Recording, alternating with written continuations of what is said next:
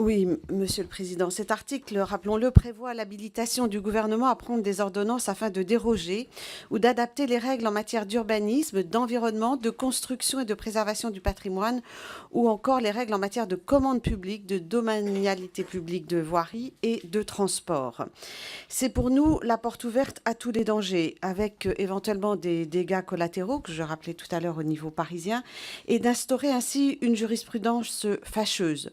Par ailleurs, je voudrais ici souligner, mais cela méritera une approche plus poussée au niveau juridique, d'une inquiétude concernant d'ailleurs les règles européennes concernant les commandes publiques. Pour en revenir à Notre-Dame, la construction de Notre-Dame, rappelons-le, qui a commencé en 1163, a duré plus d'un siècle. Les bâtisseurs de l'époque savaient, lorsqu'ils ont commencé sa construction, qu'ils ne la verraient pas terminée.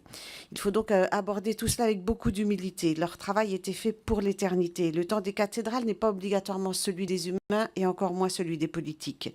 Il est donc de notre devoir de respecter ces bâtisseurs originels. Pourquoi faudrait-il cette dérogation? Aucune échéance n'a jamais été imposée pour sa construction. Qui sommes-nous pour vouloir brusquer sa restauration?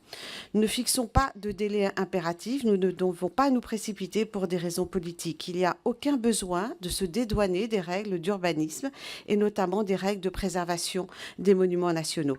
Ces travaux de restauration et de conservation doivent se faire dans le respect des règles de préservation des monuments historiques et sous le contrôle des architectes des bâtiments de France.